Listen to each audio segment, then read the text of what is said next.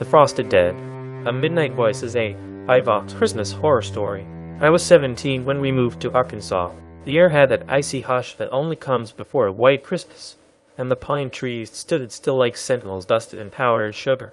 My new friend, Chad, lived down the street, and since both our parents worked long hours, we spent our Christmas break together trying to kill boredom. "Hey," I asked, tugging at my scarf as we stood in the cold, "is there anything cool around here to explore?" Chad grinned. "Well, Gary, there's this old graveyard about a block away." "An old graveyard?" I asked, half intrigued, half daring him to say yes. "Yeah," he said, eyes lighting up. "Come on, I'll show you." It was just after lunch when we trudged through the snow toward the cemetery. The iron gate was rusted and crooked, half buried in drifts. Chad pointed out a few old headstones, their lettering faded and crusted with ice. "Some of these guys fought in the Civil War," he said proudly, brushing snow from one name. I bent down to pick up a gum wrapper when something caught my eye, a trail of boot prints in the snow. The prints were sharp, heavy, and led straight to the grave of a Sergeant Robert Garrison. Then they stopped. Just like that. No return path. No fading marks. Just gone. "Chad," I whispered, "check this out. These boot prints look where they stop." He crouched beside me, eyes wide. "Those look like old Civil War boots." "What the heck?" We laughed nervously and spent the next hour goofing off, building snowmen in the cemetery, and turning them into our own battlefield, Union and Confederate ranks facing off across the graves. When we used Chad's BB gun to shoot the carrot nose off one of the Union snowmen, a sudden gust of cold wind howled through the graveyard. The air dropped 10 degrees in seconds. Snow began to fall harder thick, heavy flakes swirling like ashes. "That's creepy," I muttered, pulling my jacket tighter. "Let's get back before it gets worse," Chad said. By the time we reached his house, the blizzard was in full swing. I called my mom to let her know I'd be staying there for the night.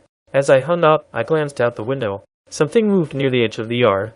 At first, I thought it was a trick of the storm, just drifting snow. But then I saw it. One of our snowmen, standing upright at the edge of the driveway. Its coal eyes seemed darker now, deeper, like hollow sockets. "Chad," I said, "you're not gonna believe this, but I think our snowman followed us home." He laughed until another shade slid across the yard behind it. Then another.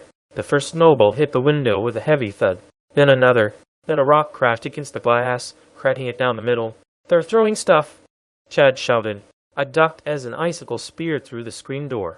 Outside, the snowmen were changing, stretching taller, their shapes refining into human forms, uniforms of pack so forming across their shoulders. And then, faintly, over the wind, we heard voices. "Yankee, Yankee." "Chad, we need a plan," I yelled. "Either a good one, or a really big snowblower." He bolted into the garage and came back with both. "Here, you take the blower. I've got this." He was holding a hairdryer with an extension cord.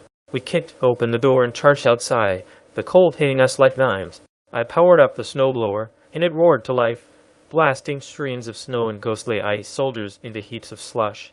Chad aimed the hairdryer like a pistol, melting one snowman's face clean off. It screamed a hollow, human sound before collapsing. Then his hairdryer sputtered, sparks flying as water splashed over it.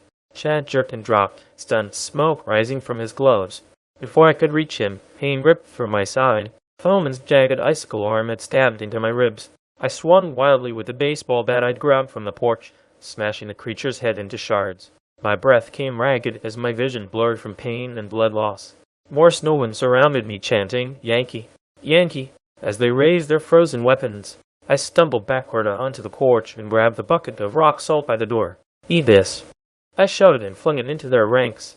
The moment the salt hit them, their forms began to melt slowly at first, then all at once, like candles in a furnace. The snow hissed, steam rising in the moonlight until the yard was empty again.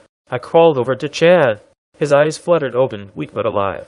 "They gone?" he murmured. "For now," I said, staring out at the storm. The snow had stopped falling. The world was still. Then, from the graveyard down the road, a distant bugle call echoed through the night, faint but unmistakable. Christmas morning dawned, bright and quiet, but when I looked out the window, there were new boot prints in the snow. They led straight to Chad's front door.